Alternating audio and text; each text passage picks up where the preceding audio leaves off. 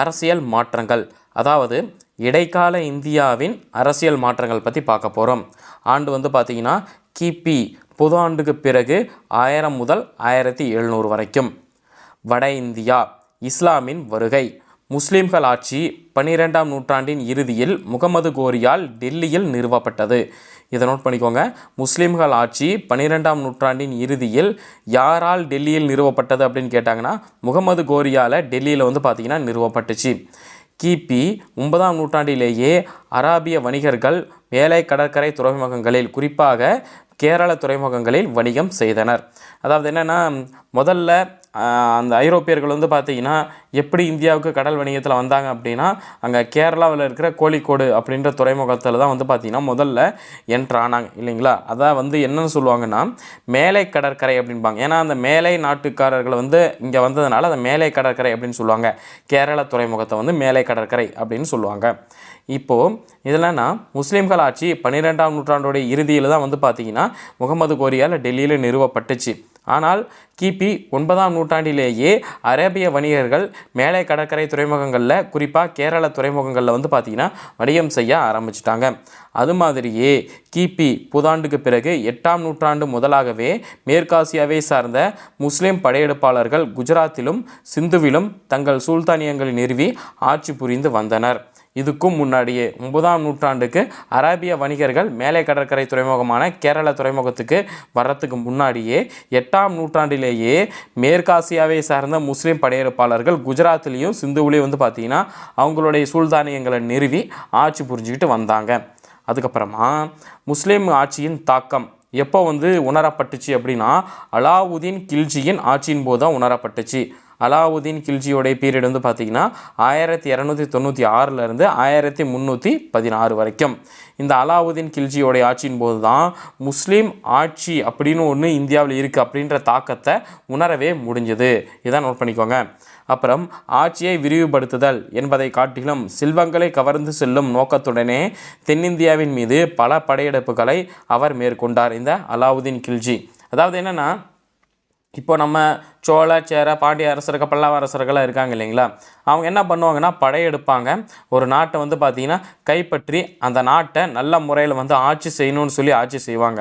இவங்க என்ன பண்ணுறாங்க அப்படின்னு பாருங்கள், தெளிவாக சொல்லியிருக்காங்க. ஆட்சியை விரிவுபடுத்துதல் என்பதை காட்டிலும், ஆட்சியை விரிவுபடுத்துதல்னா என்ன, இவங்க வந்து பார்த்திங்கன்னா அவங்க இன்னொருத்தர் மன்னரை தோக்கடித்து ஆட்சியை விரிவுபடுத்தி அந்த மன்னர் அந்த மக்களையும் தன் மக்கள் போல் பாவித்து நல்லாட்சி வந்து பார்த்திங்கன்னா புரியணும். அதுக்கு பேர் தான் ஆட்சியை வந்து பார்த்திங்கன்னா விரிவுபடுத்துதல் அப்படிங்கிறது. ஆனால் இந்த அலாவுதீன் கில்ஜி என்ன பண்ணியிருக்காருன்னா, ஆட்சியை விரிவுபடுத்துதல் என்பதை காட்டிலும் செல்வங்களை கவர்ந்து செல்லும் நோக்கத்துடனே தென்னிந்தியாவின் மீது பல படையெடுப்புகளை வந்து பார்த்திங்கன்னா அவங்க மேற்கொண்டிருக்காங்க. கொள்ளையடிச்சிட்டு போகணும்னே வந்து பார்த்திங்கன்னா வந்திருக்காங்க. வருவாங்க, சண்டை போடுவாங்க, அந்த இடத்த வந்து ஆட்சி செய்வாங்க அப்படின்னு பார்த்தா இருக்கிற எல்லாத்தையும் தூக்கிட்டு போயிடுவாங்க. இதுதான் வந்து பார்த்திங்கன்னா இவங்களுடைய ஆட்சி. அப்புறம் தேவகிரி, அவுரங்காபாத்திற்கு பக்கத்தில் இருக்கிற தேவகிரி அலாவுதீன் கில்ஜியால் கைப்பற்றப்பட்டுச்சு. தௌலதாபாத் என பெயர் மாற்றம் சூட்டப்பட்ட இந்நகரம் வளர்ந்து வரும் அவருடைய நாட்டின் 2வது வலிமை மிகுந்த தலமாக இருந்துச்சு. யாருக்கு? அலாவுதீன் கில்ஜிக்கு. அவர் வந்து தேவகிரியை கைப்பற்றி தௌலதாபாத் அப்படின்னு பெயர் மாற்றம் செஞ்சுட்டாரு. இந்த நகரம் வளர்ந்து வரும் அவருடைய நாட்டுடைய 2வது வலிமை மிகுந்த தலமாக இருந்தது. அப்புறம் கிபி 1300களில் தொடக்க 10 ஆண்டுகளில் அலாவுதீன் கில்ஜியின் அடிமையும் படைத்தளபதியுமான மாலிக் கபூரின் தலைமையில் தென்னிந்திய படையெடுப்பு ஒன்று மேற்கொள்ளப்பட்டுச்சு. இந்த மாலிக் கபூர் அப்படிங்கிறவர் அலாவுதீன் கில்ஜியோடைய அடிமை, அப்புறம் படைத்தளபதி. அதாவது இந்த முஸ்லீம் அரசர்கள் இருக்காங்க இல்லைங்களா, அவங்களுக்கு கீழே இருக்கவங்க எல்லாமே வந்து பார்த்திங்கன்னா அடிமைகள் தான். அதான் சொல்கிறாங்க பாருங்கள். அடிமையும் படைத்தளபதியுமான மாலிக் கபூரின் தலைமையில் தென்னிந்திய படையெடுப்பு ஒன்று வந்து பார்த்திங்கன்னா மேற்கொள்ளப்பட்டுச்சு. அலாவுதீன் கில்ஜிக்கு அப்புறமா ஆட்சி பொறுப்பேற்ற துக்ளக் வம்ச அரசர்களும் தங்கள் படையெடுப்புகளை தெற்கு நோக்கி அனுப்புனாங்க. இதன் விளைவாக பொதுவாக தனிமைப்பட்டிருந்த நாட்டின் தென்பகுதி வட இந்திய முஸ்லீம் அரசர்களின் சுட்டு வட்டத்திற்குள் வந்து சேர்ந்தது. அதாவது அலாவுதீன் கில்ஜியும் வந்து பார்த்திங்கன்னா தெற்கு பக்க படைகளை அனுப்புனார். அப்புறம் அவருடைய அடிமையான படைத்தளபதியுமான மாலிக் கபூரையும் தென்னிந்திய படையெடுப்புக்கு அனுப்புனார். அப்புறம் அலாவுதீன் கில்ஜிக்கு அப்புறமா ஆட்சி பொறுப்பேற்ற துக்ளக் அரசர்களும் என்ன பண்ணுறாங்க, அவங்களுடைய படைகளை வந்து பார்த்திங்கன்னா தென்னிந்தியா பக்கம் அனுப்புனாங்க. இதனால் என்ன ஆச்சு அப்படின்னா பொதுவாக தனிமைப்படுத்தப்பட்டிருந்த நாட்டுடைய தென்பகுதி வட இந்திய முஸ்லீம் அரசர்களுடைய சுட்டு வட்டத்துக்குள்ளே வந்து பார்த்திங்கன்னா வந்து சேர்ந்துருச்சு. எல்லாம் அப்படியே வந்து படையெடுத்து வந்து பார்த்திங்கன்னா ஒரு ரவுண்ட் பண்ணிட்டாங்கன்னு வச்சுக்கோங்களேன். தென்னிந்தியாவுடைய தென்னிந்தியா வட இந்திய முஸ்லீம் அரசர்களுடைய சுட்டு வட்டத்துக்குள்ளே வந்துருச்சு. தக்காணத்தின் பல பகுதிகளுக்கு ஆளுநர்கள் நியமிக்கப்பட்டனர். மதுரையில் ஒரு சுல்தானிய ஆட்சியே நிறுவப்பட்டுடுச்சு. யாரால் அப்படின்னா அந்த மாலிக் கபூர் இருக்கார் இல்லைங்களா, அவரால் வந்து மதுரையில் ஒரு சுல்தானிய ஆட்சியே நிறுவப்பட்டுடுச்சு. தக்காணத்துடைய பல பகுதிகளுக்கு ஆளுநர் நியமிக்கப்பட்டிருக்காங்க. இந்த ஆளுநர் நியமிக்கப்பட்டிருக்காங்க அப்படின்னா என்ன அர்த்தம் அப்படின்னா, இந்த அரசு பகுதி வந்து பார்த்திங்கன்னா ரொம்ப பெருசாக இருக்குது. அரசரால் வந்து பார்த்திங்கன்னா எல்லா பகுதிகளையும் கண்காணிக்க முடியாது. அதனால் அந்தந்த இடத்துக்கு ஆளுநர்களை நியமிப்பாங்க. அந்த ஆளுநர்கள் அந்த பகுதியில் கண்காணிச்சுட்டு அரசருக்கு வந்து பார்த்திங்கன்னா வந்து ரிப்போர்ட் பண்ணுவாங்க. இதுதான் ஆளுநர்கள் அப்படிங்கிறது. அப்புறம் முகமது பின் துக்ளக்கின் ஆட்சி போது தௌலதாபாத்தில் கலகம் ஒன்று வெடித்தது. அதாவது இப்போ ஒரு அரசர் ஆட்சி செஞ்சிட்ருக்கார், முகமது பின் துக்ளக்கே ஆட்சி செஞ்சிட்ருக்காருன்னு வச்சுக்கோங்க. அவருடைய ஆட்சி அப்போ ஒரு கலகம் வெடிக்குது. அப்போ அரசர் என்ன பண்ணுவார், அந்த கலகத்துக்கு மேலே தான் கான்சென்ட்ரேட் பண்ணுவார். டோட்டலாக அவருடைய கான்சன்ட்ரேஷன் ஃபுல்லாக அந்த பிரச்சனையை எப்படி சரி பண்ணுறது அப்படிங்கிறதெல்லாம் இருக்கும். அதன் விளைவாக இன்னொருத்தர் என்ன பண்ணியிருக்காருன்னா, அலாவுதீன் பாமன் ஷா அப்படிங்கிறவர் பாமனி சுல்தானியத்தை வந்து பார்த்திங்கன்னா உருவாக்கிட்டார். இந்த பிரச்சனை அதை வச்சு அப்படியே வந்து பாமனி சுல்தானியம் அப்படின்னு புதுசாக ஒரு அரசை வந்து அலாவுதீன் பாமன் ஷா உருவாக்கிட்டார். எப்போனா கிபி 1347 பாமனி சுல்தானியத்தை அலாவுதீன் பாமன் ஷா உருவாக்கிட்டார். பிடார் இந்த அரசின் தலைநகரம் ஆணுச்சு. பாமனி சுல்தானத்துடைய தலைநகரம் என்ன அப்படின்னா பிடார் அப்படிங்கிறதா பாமனி சுல்தானத்துடைய தலைநகரம். பாமனி சுல்தானியம் சுமார் 150 ஆண்டு காலம் வந்து பார்த்திங்கன்னா நிலச்சி இருந்துச்சு. அதற்கு காரணம் மக்களிடையே மதிப்பு பெற்றிருந்த அரசியல் மேதையும் விசுவாசமிக்க அமைச்சருமான முகமது காவான் என்பவரின் சிறந்த நிர்வாகம் ஆகும். அதாவது இப்போ ஒரு ஊர் நல்லா இருக்குன்னு வச்சுக்கோங்களேன், அந்த ஊரில் ஒரு 4 பேராக நல்லா இருப்பாங்க. அந்த 4 பேருனால தான் வந்து பார்த்திங்கன்னா அந்த ஊர் நல்லா இருக்குன்னு சொல்லுவாங்க. அந்த ஊர் முழுக்க கெட்டவனாக இருந்துட்டு போதும், அதில் ஒரு 4 பேர் நல்லவனாக இருப்பான் பார்த்தியா, அவன் போதும் அந்த ஊர் நல்லா இருக்கிறதுக்குன்னு சொல்லுவாங்கள்ல. அந்த மாதிரி இந்த பாமனி சுல்தானியம் 150 ஆண்டு காலம் நிலைத்திருந்தது. என்ன காரணம் அப்படின்னா, மக்களிடையே மதிப்பு பெற்றிருந்த அரசியல் மேதையும் விசுவாசமான அமைச்சருமான முகமது காவான் அப்படிங்கிறவருடைய சிறந்த நிர்வாகத்தினால தான். சரிங்களா, அத்தனை பேரும் வந்து பார்த்திங்கன்னா மோசமாக இருந்தாலும் ஒரே ஒருத்தருடைய நிர்வாகம் நல்லா இருந்தது அப்படின்னா மக்களுக்கு அவர் மேலே ஒரு நல்ல அபிப்பிராயம் வருமா. அப்போ மக்களுக்கு அபிப்பிராயம் வந்துருச்சுன்னா அந்த இடம் வந்து பார்த்திங்கன்னா அந்த அரசு நல்ல அரசாக இருக்கும். அதான் சொல்கிறாங்க. இந்த பாமனி அரசு 150 ஆண்டு காலம் நிலைத்திருந்ததுக்கு காரணம் யாருன்னா முகமது காவான் அப்படின்ற ஒரு அமைச்சர். அப்புறமா வந்து பார்த்திங்கன்னா அவருடைய இறப்புக்கு பின்னர் பல ஆளுநர்கள் தங்களை சுதந்திர அரசர்களாக அறிவித்து கொண்டனர். இந்த நல்ல நிர்வாகம் செய்கிற முகமது காவான் அப்படின்ற அமைச்சர் இருக்கார் இல்லைங்களா, அவருடைய இறப்பிற்கு அப்புறமா பல ஆளுநர்கள் தங்களை சுதந்திர அரசர்களாக அறிவிச்சுக்கிட்டாங்க. அதாவது இந்த ஆளுநர்கள்னால் என்ன சொன்னேன் அப்படின்னா, இப்போ ஒரு பெரிய அரசு இருக்கும், அந்த பெரிய அரசரால் வந்து பார்த்திங்கன்னா கான்சன்ட்ரேட் பண்ணி பார்க்க முடியாது. அதனால் அங்கங்கே வந்து பார்த்திங்கன்னா ஒரு ஆளுநர்களை வந்து நியமிப்பாங்க. அந்த ஆளுநர்கள் அந்த பகுதியை வந்து கண்காணித்து அரசருக்கு வந்து பார்த்திங்கன்னா ரிப்போர்ட் பண்ணுவாங்க. அந்த ரிப்போர்ட்டை பார்த்துட்டு அரசர் என்ன சொல்கிறாரோ அதை வந்து பார்த்திங்கன்னா அந்த ஆளுநர்கள் செய்வாங்க. இப்போ இந்த ஆளுநர்கள் என்ன பண்ணிட்டாங்க, தனக்கு மேலே ஒரு ஆள் இல்லை, அவங்கள வந்து கட்டி மேய்க்கிறதுக்கு ஒரு ஆள் இல்லைன்னு உடனே அவங்களே ராஜாவாக நினச்சிக்கிட்டாங்க. அதனால் என்ன பண்ணிட்டாங்க, இந்த ஆளுநர்கள் தங்களை சுதந்திர அரசர்களாகவே அறிவிச்சுக்கிட்டாங்க. இவங்களை வந்து ஆளுநர்கள் தான், ஆனால் இவங்களை வந்து நான் தான் அரசன். ஏன்னா அந்த பகுதிக்கு ஆளுநர்னால் அவருடைய சவுண்டு அதிகமாக இருக்கும். அரசர் எப்பயாவது தான் வருவார் இல்லைங்களா, அவரே வந்து பார்த்தீங்கன்னா அரசராக அறிவிச்சுக்கிட்டாங்க. 15ஆம் நூற்றாண்டுடைய இறுதியில் தக்காணத்தில் 5 சுல்தானியங்கள் உதயமாச்சு. அந்த 5 சுல்தானியங்கள் என்னென்ன சுல்தானியங்கள் அப்படின்னா, பீஜப்பூர், கோல்கொண்டா, அகமது நகர், பிடார் இந்த 5 தான் வந்து பார்த்திங்கன்னா அந்த 5 சுல்தானியங்கள். இவற்றில் அளவில் பெரியதான பீஜப்பூரும் கோல்கொண்டாவும் பெருமளவு பொருளாதார வளர்ச்சியை பெற்றிருந்தது. வணிகம் பெருமளவில் இதில் வந்து பார்த்திங்கன்னா இந்த பீஜப்பூர்லேயே கோல்கொண்டாவிலேயே வணிகம் பெருமளவில் விரிவடைஞ்சது. அது வந்து பார்த்திங்கன்னா கொஞ்ச நாளைக்கு அப்புறம் தான் அவங்களோட பெரிய தலைவனு வராரு. யார் அவர் அப்படின்னா, கிபி புதாண்டுக்கு பிறகு 1660களில் இத்தக்கான சுல்தானியர்களை அவுரங்கசீப் கைப்பற்றினார். அவுரங்கசீப் அப்படிங்கிற ஒருத்தர் வர வரைக்கும் தான் இவங்க வந்து பார்த்திங்கன்னா ஆளுநர்களாக இருந்து தங்களை அரசர்கள் அப்படின்னு சொல்லிட்டு அவங்க ஆடிட்டு இருந்தாங்க. அவுரங்கசீப் வந்ததுக்கு அப்புறமா இந்த 5 தக்கானியர்கள் சுல்தானியர்களையும் வந்து பார்த்திங்கன்னா அவுரங்கசீப் கைப்பற்றிட்டார். எந்தெந்த பகுதியை, பீஜப்பூர், கோல்கொண்டா, அகமது நகர், பிடார் இந்த 5ஐயும் அவுரங்கசீப் கைப்பற்றிட்டார். தெற்கே அவுரங்கசீப் வந்து பார்த்திங்கன்னா இவங்க இந்த தக்காணத்தை வந்து கைப்பற்றினது மட்டும் இல்லாமல் தெற்கே மெட்ராஸ் உட்பட அனைத்து பகுதிகளும் முகலாய பேரரசுடைய பகுதிகளாக ஆயிடுச்சு. மெட்ராஸ்னால் இப்போ இருக்க சென்னை வந்து பார்த்திங்கன்னா மெட்ராஸ் அப்படின்னு சொல்லுவாங்க. தெற்கே மெட்ராஸ் உட்பட அனைத்து பகுதிகளும் முகலாய பேரரசுடைய பகுதிகள் ஆயின. அதுக்கு யார் அரசர் அப்படின்னா ஒரே ஒரு அரசர் அவுரங்கசீப் தான் வந்து பார்த்திங்கன்னா அரசராக இருந்தார். இந்த படத்தில் கொடுத்துருக்காங்க இல்லைங்களா, இவர் தான் அந்த முகமது பின் துக்ளக் அப்படிங்கிறவர். இதுதான் வந்து பார்த்திங்கன்னா வட இந்தியாவில் இஸ்லாமியர்களின் வருகை அப்படிங்கிறது. தெற்கில் சோழ பேரரசு. சோழ பேரரசின் விரிவாக்கம் முதலாம் ராஜராஜன் காலத்தில் தொடங்கியது. இதை நோட் பண்ணிக்கோங்க. சோழ பேரரசின் விரிவாக்கம் யாருடைய காலத்தில் தொடங்கியது அப்படின்னு கேள்வி கேட்டாங்கன்னா முதலாம் ராஜராஜன் காலத்தில் தொடங்கியது. அப்புறம் பல்லவ அரசு வந்து பார்த்திங்கன்னா ஏற்கனவே சோழ அரசோட இணைக்கப்பட்டுடுச்சு. பாண்டிய அரசு சுதந்திர அரசாக இருந்த போதிலும் சோழர்களுக்கு கட்டுப்பட்டதாகவே இருந்தது. அதாவது பாண்டிய அரசு வந்து பார்த்திங்கன்னா சுதந்திர அரசாக தான் இருந்துச்சு. இருந்தாலும் சோழ அரசு ஏதாவது சொன்னாங்க அப்படின்னா அதை கேட்டுக்கணும், அதன்படி செய்யணும். அதான் கட்டுப்பட்டு இருக்கிறதுனா அதுதான் வந்து பார்த்திங்கன்னா கட்டுப்பட்டு இருக்கிறது. ஸோ பாண்டிய அரசு சுதந்திர அரசாகவே இருந்தாலும் சோழர்களுக்கு கட்டுப்பட்டதாக தான் இருந்துச்சு. முதலாம் ராஜேந்திரன் காலத்தில் சோழ பேரரசு மேலும் விரிவடைந்தது. அதாவது சோழ பேரரசுடைய விரிவாக்கம் எப்போ தொடங்குச்சுன்னா முதலாம் ராஜராஜன் காலத்தில் வந்து பார்த்திங்கன்னா தொடங்குச்சு.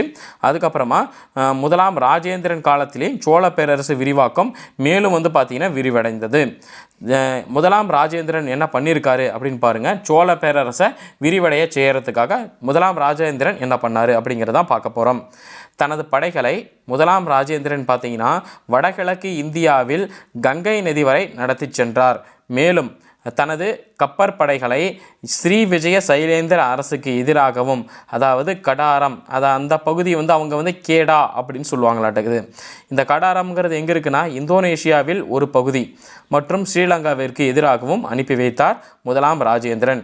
முதலாம் ராஜேந்திரன் என்ன பண்ணிட்டாரு, சோழ பேரரசுடைய விரிவாக்கத்துக்காக அவருடைய படைகளை வடகிழக்கு இந்தியாவின் கங்கை நதி வரைக்கும் அவர் வந்து பார்த்திங்கன்னா வழி நடத்தி சென்றார். மேலும் என்ன பண்ணியிருக்காரு அப்படின்னா அதனுடைய ஆப்போசிட் பகுதி, இது ஆப்போசிட் பகுதி, ஸ்ரீலங்கா ஆப்போசிட் பகுதி, இந்த பக்கம் வந்து பார்த்திங்கன்னா இந்தோனேஷியா இருக்குது. அங்கே வந்து பார்த்திங்கன்னா தன்னுடைய கப்பற்படைகளை வந்து அனுப்பி வைக்கிறார். அந்த கப்பற்படையை அனுப்பி வச்சார் இல்லையா இந்தோனேஷியாவுக்கு, அந்த பகுதியில் யார் ஆட்சி செஞ்சுக்கிட்டு இருக்காங்க அப்படின்னா ஸ்ரீ விஜய சைலேந்திர அரசு, சரிங்களா, அவங்க ஆட்சி செஞ்சிட்ருக்காங்க. அந்த இடத்துக்கு பேர் கேடா. இவங்க வந்து நம்ம வந்து போன பிறகு கடாரம் அப்படின்னு நம்ம சொல்லுவோம்.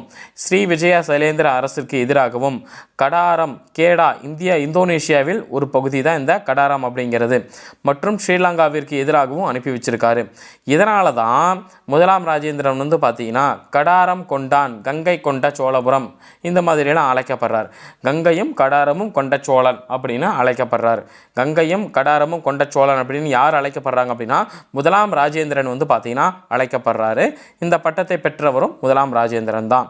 கங்கையும் கடாரமும் கொண்ட சோழன். ஸ்ரீலங்கா சோழ பேரரசுடைய ஒரு மாகாணமாக சில 10 ஆண்டுகள் வந்து பார்த்திங்கன்னா இருந்துச்சு. அங்கேயும் வந்து பார்த்திங்கன்னா முதலாம் ராஜேந்திரன் படை அனுப்புனார். அங்கேயும் வந்து பார்த்திங்கன்னா வெற்றி அடைஞ்சிட்டார். ஆனால் அந்த வெற்றி சில 10 ஆண்டுகளுக்கு இருந்தது. ராஜேந்திர சோழனின் பேரன் முதலாம் குலோத்துங்கன் காலத்தில் கீழை சாளுக்கிய அரசரோடு மேற்கொள்ளப்பட்ட திருமண உறவுகள் மூலமாக பேரரசு மேலும் வலுப்படுத்தப்பட்டு ஒடிசாவின் எல்லை வரை பரவிச்சு. இப்போது முதலாம் குலோத்துங்கன் காலத்தில் கீழை சாளுக்கிய அரசோட ஒரு திருமண உறவு வந்து மேற்கொண்டுட்டார். இப்போ என்னாச்சு அப்படின்னா அது வந்து பார்த்திங்கன்னா மாமனார் வீடு ஆயிடுச்சு. ஸோ பொண்ணு எடுத்திருக்கார். அப்போ அவங்களும் வந்து இவங்களுக்கு கண்டிப்பாக சப்போர்ட் பண்ணுவாங்க இல்லைங்களா. அப்போ அவங்களுடைய பகுதி எந்த அளவுக்கு விரிவடைஞ்சிருக்கோ இவங்க சோழருடைய செல்வாக்கோ அதில் வந்து பார்த்திங்கன்னா பரவி இருக்குமா. அதனால் என்ன ஆயிடுச்சு, பேரரசு வந்து பார்த்திங்கன்னா வலுப்படுத்தப்பட்டு எது வரைக்கும் பரவிடுச்சு எல்லை அப்படின்னா ஒடிசாவின் எல்லை வரைக்கும் வந்து பார்த்திங்கன்னா அந்த எல்லை பரப்பு பரவிடுச்சு.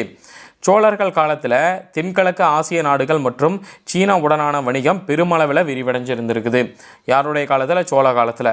தென்கிழக்கு ஆசிய நாடுகள் மற்றும் சீனா உடனான வணிகம் பெருமளவில் வந்து பார்த்திங்கன்னா விரிவடைஞ்சிருக்கு. தமிழ் வணிகர்களோடு ஏற்பட்ட இடைவிடாத தொடர்பினால் இந்திய பண்பாடு மற்றும் கலையின் செல்வாக்கு தென்கிழக்கு ஆசியாவில் பரவுச்சு. அதை கம்போடியாவில் உள்ள நேர்த்திமிக்க மிக பிரம்மாண்டமான அங்கோர்வாட் கோவில்களில் நாம் பார்க்கலாம். அதாவது நம்ம தமிழ் வணிகர்களோடு ஏற்பட்ட இடைவிடாத தொடர்பினால் என்னதான் இருந்தாலும் நம்மளுடைய பேச்சு வழக்கு நம்மளுடைய கலைகள்லாம் எப்படி இருக்கும் அப்படிங்கிறது அங்கேயும் பரவும் இல்லைங்களா. இந்த இந்திய பண்பாடு மற்றும் கலையின் செல்வாக்கு தென்கிழக்கு ஆசியாவில் பரவுச்சு. ஸோ அந்த தென்கிழக்கு ஆசியா அது பரவுச்சு இல்லையா. ஸோ அதை நம்ம எப்படி தெரிஞ்சுக்கலாம் அப்படின்னா, பரவி இருக்குது நம்மளுடைய பண்பாடு இந்த இடத்துல அப்படிங்கிறத கம்போடியாவில் உள்ள நேர்த்திமிக்க பிரம்மாண்டமான அங்கோர்வாட் கோவில் மூலம் நம்ம பார்த்திங்கன்னா இந்த விஷயத்தை தெரிஞ்சுக்க முடியுது. சரி, நம்ம ஆளுங்க இங்கேயே இருந்திருக்காங்க, நம்மளுடைய பழக்க வழக்கங்கள் இங்கே இருந்திருக்கு, இந்த கோவிலில் பார்த்திங்கன்னா நம்மளுடைய சாயலும் பார்த்திங்கன்னா இருக்குது அப்படிங்கிற மாதிரி கம்போடியாவில் இருக்க நேர்த்திமிக்க மிக பிரம்மாண்டமான அங்கோர்வாட் கோவிலில் நம்ம பார்க்க முடியுது. இதுதான் பார்த்திங்கன்னா தெற்கில் சோழ பேரரசுடைய விரிவாக்கம். சோழ பேரரசு எப்படியெல்லாம் விரிவடைஞ்சது அப்படிங்கிறத நம்ம இந்த இதில் பார்த்தோம். விஜயநகர் மற்றும் தென்னிந்தியா சோழர்களுக்கு பிந்தைய காலம். சோழ பேரரசின் சரிவு 13ஆம் நூற்றாண்டின் இடைப்பகுதியில் தொடங்கியது. இப்போது சோழ பேரரசு பார்த்திங்கன்னா 13ஆம் நூற்றாண்டுடைய இறுதியில் பார்த்திங்கன்னா வீழ்ச்சி அடைஞ்சிச்சு அப்படின்னு நம்ம படிச்சிருப்போம். அப்போ சோழ பேரரசுடைய சரிவு எப்போ தொடங்குச்சு அப்படின்னா 13ஆம் நூற்றாண்டுடைய இடைப்பகுதியில் பார்த்திங்கன்னா தொடங்கியிருக்கு. கடைசி சோழ பேரரசர் 3ஆம் ராஜேந்திரனுக்கு பின்னர் கிபி 1279 சோழ பேரரசு முற்றிலும் வீழ்ந்தது. அப்போது சோழ பேரரசுடைய கடைசி அரசர் யார் அப்படின்னா 3ஆம் ராஜேந்திரன். அவருக்கு அப்புறமா கிபி 1279 சோழ பேரரசு முற்றிலுமாக பார்த்திங்கன்னா வீழ்ச்சி அடைஞ்சிருச்சு. இதனைத் தொடர்ந்து இப்பகுதிகளில் பல அதிகார மையங்கள் உருவாகின. இப்போது சோழ பேரரசு அப்படின்னு இருக்கு இல்லைங்களா, அப்போது எல்லா இடத்தையுமே அரசர் பார்த்திங்கன்னா கவனிச்சிட்டு இருக்க முடியாது. அந்தந்த இடங்களை பார்த்துக்கிறதுக்காக சில இன்சார்ஜஸ் பார்த்திங்கன்னா அரசர் நியமிப்பார். இப்போ மேலே இருக்கிற அரசர் பார்த்திங்கன்னா இல்லை, மேலே அரசர் இல்லை, அவங்கள பார்த்திங்கன்னா கண்காணிக்கிறதுக்கு யாருமே இல்லை. அப்படிங்கும்போது என்ன ஆகும், அங்கங்கே இருக்கிற அந்த இன்சார்ஜஸ் என்ன பண்ணுவாங்க அப்படின்னா அவங்களே பார்த்திங்கன்னா அதிகாரத்தை கையில் எடுத்துக்குவாங்க. அவங்கள அவங்களே பார்த்திங்கன்னா அரசர்களாக பிரகடனப்படுத்திக்கிட்டு அந்த பகுதியை ஆட்சி செய்ய ஆரம்பிச்சிருவாங்க. அதான் இதனைத் தொடர்ந்து இப்பகுதிகளில் பல அதிகார மையங்கள் உருவாயின.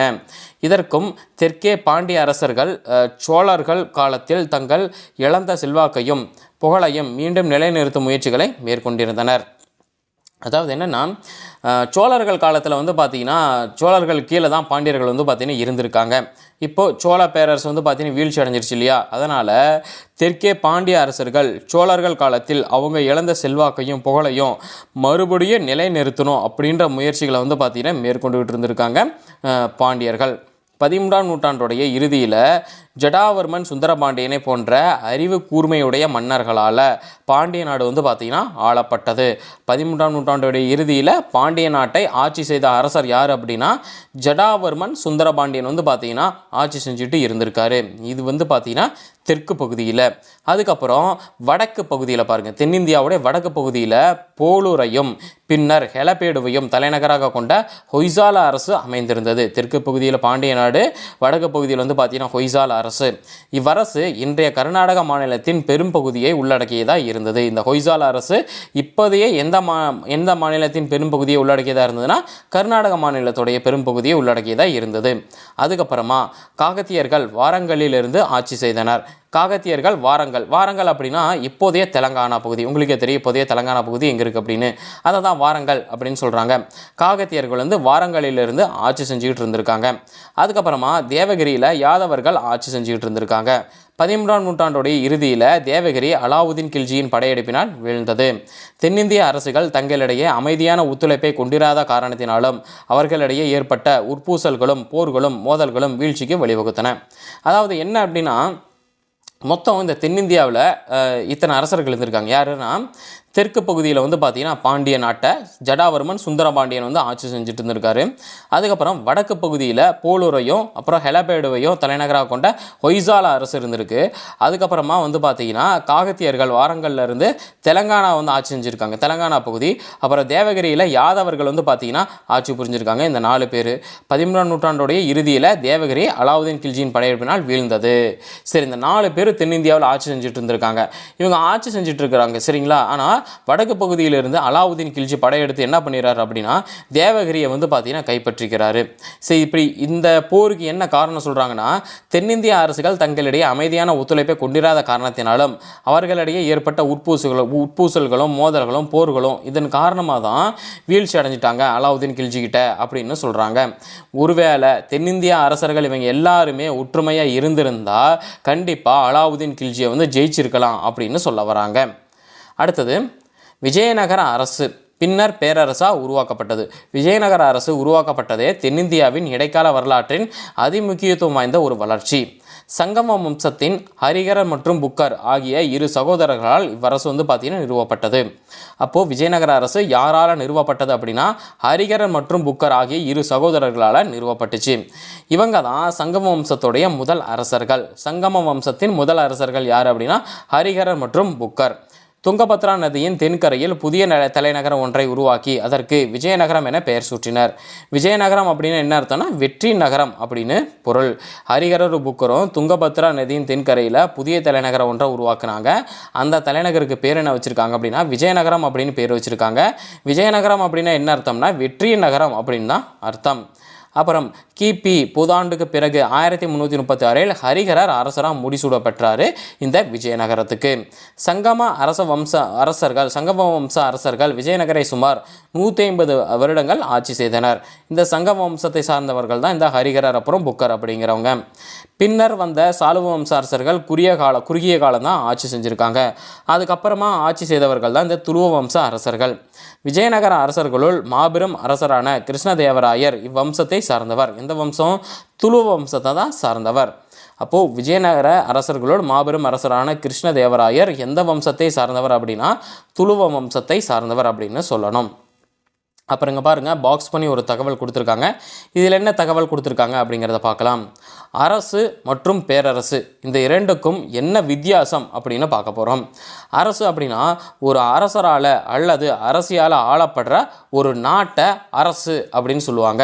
அப்போ பேரரசுனா என்னென்னா ஒரு அரசரால் அல்லது அரசியால் ஆளப்படும் பல நாடுகளை கொண்ட ஒரு பெரும் நிலப்பரப்பை தான் பேரரசு அப்படின்னு சொல்லுவாங்க. அதாவது என்னென்னா இதிலே சொல்லிட்டாங்க பாருங்கள், ஒரு அரசரால் அல்லது அரசியால் ஆளப்படும் ஒரு நாடை அரசும்பாங்க. அதே வந்து ஒரு அரசரால் அல்லது அரசியால் ஆளப்படுற பல நாடுகளை கொண்ட ஒரு பெரும் நிலப்பரப்பு தான் பேரரசு அப்படின்னு சொல்லுவாங்க. இப்போது நிறைய அரசர்கள் வருவாங்க, வந்து என்ன சொல்லுவாங்க, பேரரசே அப்படின்னு சொல்லி அவங்ககிட்ட வந்து பார்த்திங்கன்னா நிற்பாங்க இல்லைங்களா, கும்பிட்டு நிற்பாங்க. அப்படின்னு என்ன, அவங்க அரசர் தான், இருந்தாலும் அவங்களுக்கு கீழே இருக்கிறவங்க தான் இந்த அரசர்கள் எல்லாமே சிற்றரசர்கள் அப்படின்னு சொல்லுவாங்க. அப்போ அவர் தான் பேரரசர், இவங்க தான் அரசர். ஒரு நாட்டை மட்டும் ஆட்சி செஞ்சாங்க அப்படின்னா அவங்க வந்து பார்த்திங்கன்னா அரசர். அதாவது பல நாடுகளை வந்து ஆட்சி செஞ்சாங்க அப்படின்னா அவங்க பேரரசர் அப்படின்னு பொருள். இதுதான் அரசுக்கும் பேரரசுக்கும் இருக்கிற வித்தியாசம். அதாவது என்னென்னா, இப்போது ஒரு அரசர் இருக்கார், அந்த அரசர் ஒரு நாட்டு மேலே வந்து பார்த்திங்கன்னா படையெடுத்து போகிறார். அந்த நாட்டு மேலே படையெடுத்து போய் அந்த நாட்டை வந்து வென்றுட்டார். வென்ற பிறகு அந்த அரசர்கிட்ட ஒரு ஒப்பந்தம் போடுறார். நீங்கள் உங்கள் நாட்டை ஆட்சி செய்யுங்க, ஆனால் என் கீழே தான் நீங்கள் ஆட்சி செய்யணும் அப்படின்னு சொன்னார்னு வச்சுக்கோங்களேன். அவருக்கு கீழே கப்பம் கட்டிட்டு தான் அந்த அரசர் ஆட்சி செய்யணும். அந்த வீழ்ந்தவரை வந்து பார்த்தீங்கன்னா அரசர், வீழ்ச்சி அடைய செய்தவர் வந்து வெற்றி பெற்றவர் வந்து பார்த்தீங்கன்னா பேரரசராக ஆவார். ஏன்னா அவர் வந்து இன்னொரு நாட்டை பிடிச்சிட்டார் இல்லைங்களா. ஒன்றுக்கும் மேற்பட்ட பல நாடுகளை வந்து ஆட்சி செய்கிறவங்க தான் பேரரசர். ஒரு நாட்டை ஆட்சி செய்தவர் அரசர். பேரரசாக விரிவடைந்த போது, விஜயநகர பேரரசு பேரரசாக விரிவடைந்த போது தெற்கே இருந்த ஹொய்சால அரசும் தமிழக பகுதியில் இருந்த அரசுகளும் விஜயநகர அரசுகளோடு இணைத்து கொள்ளப்பட்டன.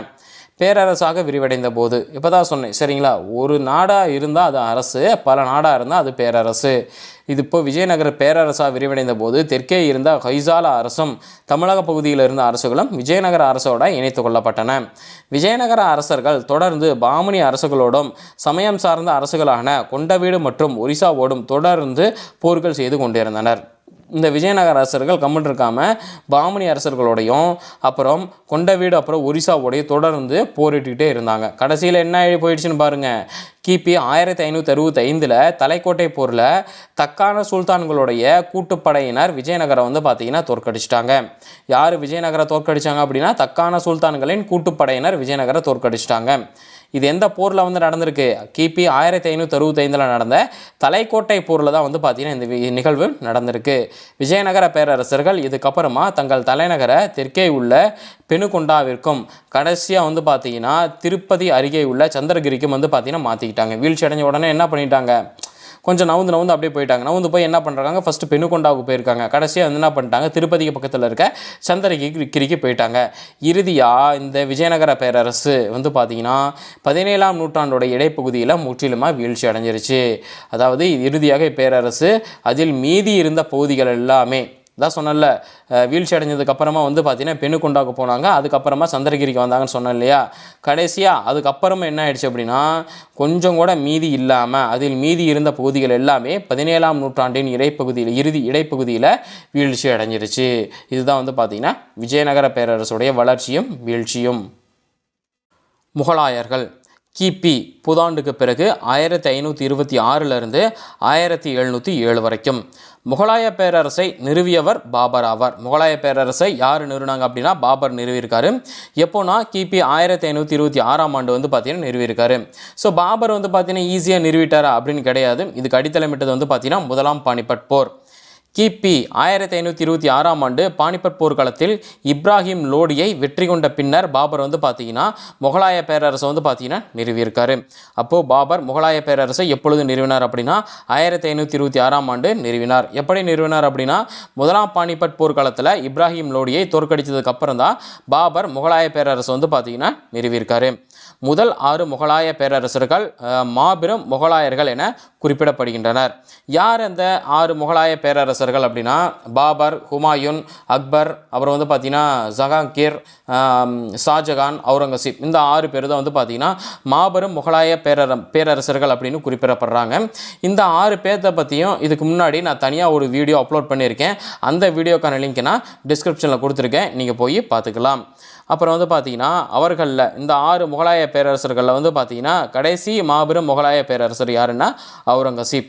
அவர் வந்து பார்த்தீங்கன்னா நாடுகளை கைப்பற்றியதன் மூலமாக ராஜஸ்தானத்து அப்புறம் என்னென்னா இந்த கடைசி பேரரசர் வந்து பார்த்தீங்கன்னா அவுரங்கசீப். அதுக்கப்புறமா நாடுகளை கைப்பற்றியதன் மூலம் ராஜஸ்தானத்து சமயம் சார்ந்த அரசுகளோடு நல்லுறவை பேணியதன் மூலம் அக்பர் தனது பேரரசை ஒருங்கிணைத்து வலிமைப்படுத்தினார். அதாவது ஹுமாயூனுக்கு அப்புறம் வந்து பார்த்தீங்கன்னா சின்ன வயசுலேயே வந்து அக்பர் வந்து ஆட்சிக்கு வந்துட்டார். அவர் என்ன பண்ணார் அப்படின்னா சின்ன வயசுலேருந்தே நாடுகளை கைப்பற்றியதன் மூலம் அப்புறம் ராஜஸ்தானத்து சமயம் சார்ந்த அரசுகளோடு நல்லுறவை பேணியதன் மூலமாக அக்பர் அவருடைய பேரரசை ஒருங்கிணைச்சு வலிமைப்படுத்தினார். அவுரங்கசீப்பிற்கு பின்னர் முகலாய பேரரசு சிதையத் தொடங்கி இருந்தாலும் கிபி 1857 ஆங்கிலேயர்கள் முகலாய பேரரசை முடிவுக்கு கொண்டு வரும் வரை கிட்டத்தட்ட முகலாய பேரரசு மறைந்து போன ஒன்றாக தான் வந்து பார்த்திங்கன்னா இருந்து வந்தது. அப்போது 1857 தான் ஆங்கிலேயர்கள் வந்து முகலாய பேரரசை முடிவுக்கு கொண்டு வந்திருக்காங்க. அதுக்கப்புறமா மகாராஷ்டிராவில் 17ஆம் நூற்றாண்டில் ஒரு அதிகார மையம் வந்து பார்த்தீங்கன்னா எழுச்சி பெற்றது. சிவாஜியின் தலைமையில் மராத்தியர்கள் மேற்கிந்திய பகுதிகளில் முகலாயரின் அதிகாரத்தை பெருமளவில் மதிப்பிழக்கச் செய்தனர். அதாவது முகலாயர்களுக்கு ஒருத்தர் டஃப் கொடுத்தாரு அப்படின்னா அது சிவாஜி தான். சத்ரபதி சிவாஜி தான் வந்து பார்த்திங்கன்னா டஃப் கொடுத்துருக்காரு. அது வந்து பார்த்திங்கன்னா மறுக்க முடியாத ஒரு உண்மை. அப்புறம் முகலாய பேரரசு அதன் உச்சியில் இருந்தபோது இந்திய துணைக்கண்டத்தின் பெரும்பாலான பகுதிகளில் பரவி இருந்தது. முகலாய பேரரசுடைய பெயர் கேரளத்தின் தென்மேற்கு பகுதி, தென் தமிழக பகுதிகள் ஆகியவை மட்டுமே முகலாயரின் நேரடி ஆட்சிக்கு உட்பட்ட பகுதிகளாக இருந்து வந்தது. அப்போது முகலாய பேரரசிற்கு ஒருத்தர் டஃப் கொடுத்தார் அப்படின்னா வேறு யாரும் இல்லை, சத்ரபதி சிவாஜி தான் வந்து பார்த்தீங்கன்னா அவங்களுக்கு டஃப் கொடுத்துருக்காங்க. ஏன் அப்படின்னா சிவாஜியின் தலைமையில் மராத்தியர்கள் மேற்கு இந்திய பகுதிகளில் முகலாயரின் அதிகாரத்தை பெருமளவில் மதிப்பிழக்க செஞ்சுருக்காங்க. ஏன் அப்படின்னா எவ்வளோ பெரிய அரசு, சரிங்களா? ஸோ அதில் வந்து இவர் முகலாய பேரரசுக்கு ஒரு டஃப் கொடுத்துருக்காரு அப்படின்னா ஸோ அதனால தான் வந்து பார்த்திங்கன்னா சிவாஜியோடைய பேர் வந்து பார்த்திங்கன்னா நம்ம எல்லாராலையும் பேசப்படுது. ஸோ இதுதான் வந்து பார்த்திங்கன்னா முகலாயர்கள் பற்றிய ஒரு சிறு தகவல். இவங்களுடைய பீரியட் 1526 1707 வரைக்கும். ஐரோப்பியரின் வருகை. 15ஆம் நூற்றாண்டில் இந்தியாவிற்கு ஒரு நேரடி கடல் வழியை கண்டறிவதில் ஐரோப்பியர்கள் தீவிரமாய் ஈடுபட்டிருந்தனர். முன்னர் பயன்பாட்டில் இருந்த மேற்காசியா மற்றும் மத்திய தரைக்கடல் பகுதிகள் வழியாக செல்கிற நிலவழிக்கு மாற்றாக இம்முயற்சி மேற்கொள்ளப்பட்டது.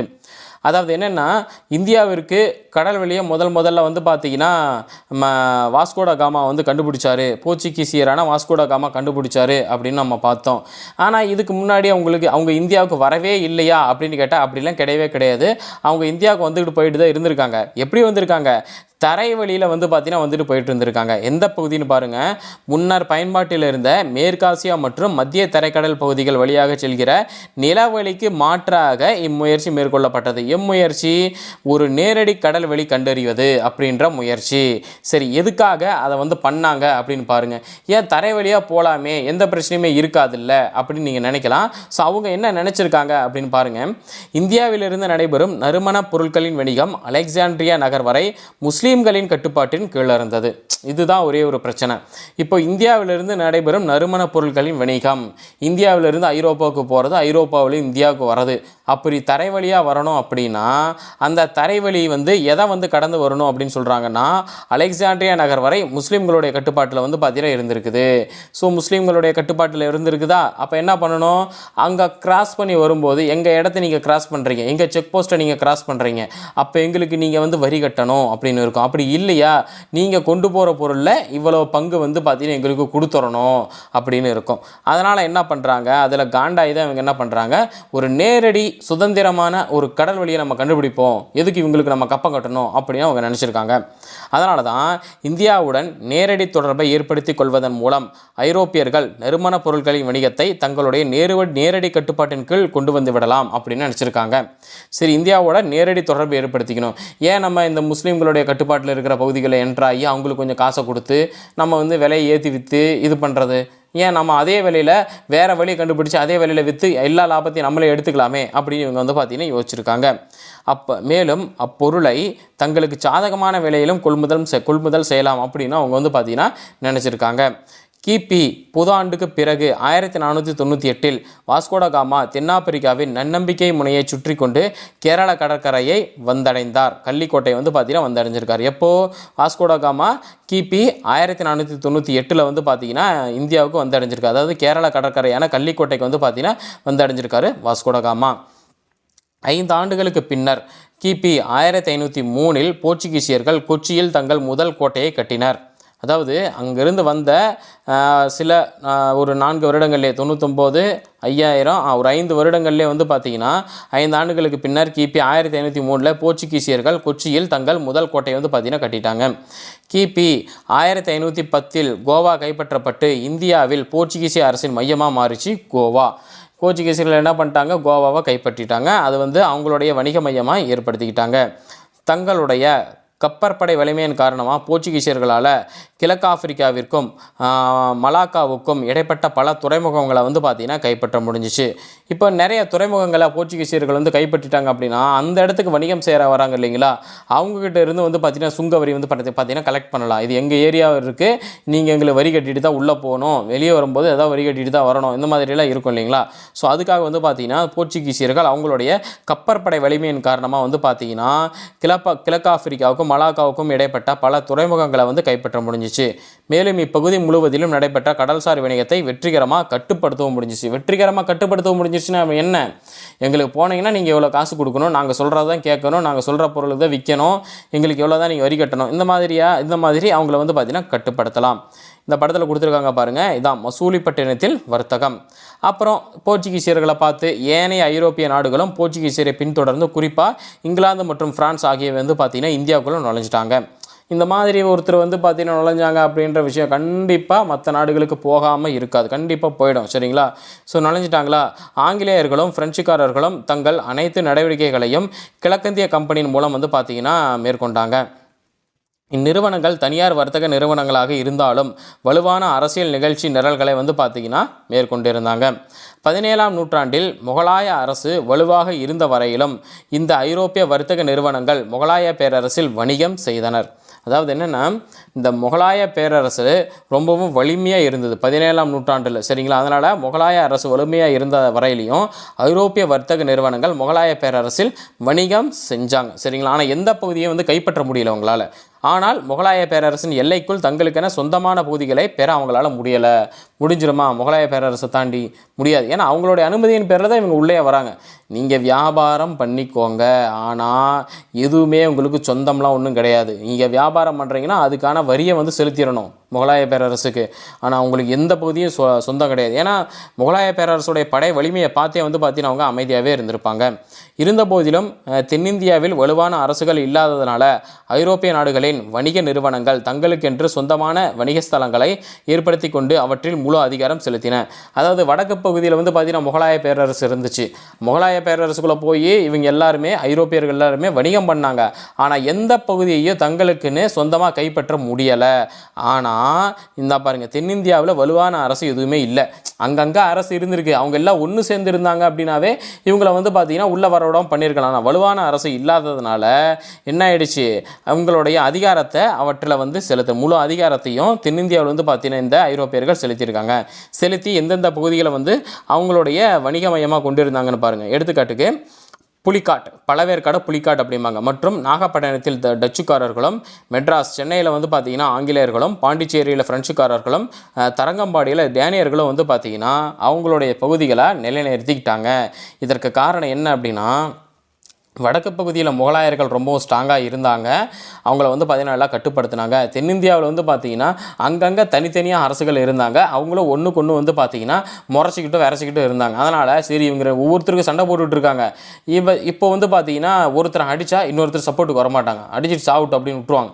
சரிங்களா? அதனால் வந்து பார்த்திங்கன்னா சின்ன சின்ன அரசாக இருந்ததுனால கொஞ்சம் கொஞ்சமாக அவங்கள வந்து பார்த்திங்கன்னா போர் செஞ்சு அவங்கள கைப்பற்றி அவங்க பகுதியில் ஏற்படுத்திக்கிட்டு புலிக்காட்டு, நாகப்பட்டினம், மெட்ராஸு, பாண்டிச்சேரி, தரங்கம்பாடி இந்த மாதிரியான பகுதிகளை வந்து பார்த்திங்கன்னா அவங்களுடைய பகுதிகளாக வந்து பார்த்திங்கன்னா நிலைநிறுத்திக்கிட்டாங்க. ஸோ இதுதான் வந்து பார்த்திங்கன்னா ஐரோப்பியர்கள் எப்படி இந்தியாவுக்குள்ளே வந்து அவங்களுடைய வணிக மையங்களை ஏற்படுத்திக்கிட்டாங்க அப்படிங்கிறதுக்கான விஷயங்கள்.